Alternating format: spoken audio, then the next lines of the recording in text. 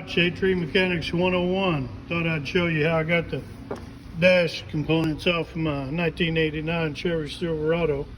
There's 5 bolts at the top. 1, 2, 3, 4, 5.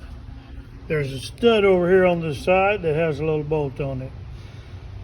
You undo all that stuff after you have unplugged all your plugs.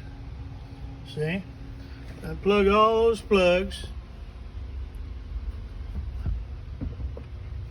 All those plugs right there. Take your fuse box out, unbolt it from the firewall side, undo your hood latch puller, and when you get all those connectors undone, then you can rock that whole dashboard out and put it in the back of your truck.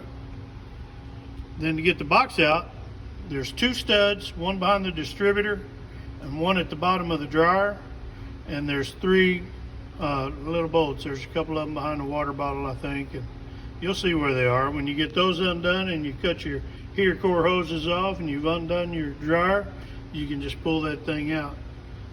And installation is just reverse procedure. Make sure you have a little something to rest it on when you're trying to line it up to put it back in, because it's kind of heavy, or have some help.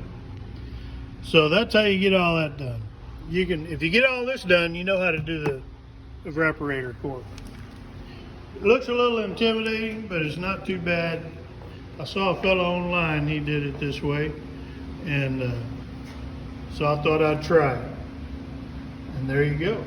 You just unhook all that stuff. Like I say, these brakes get a little intimidating, but it's not that bad.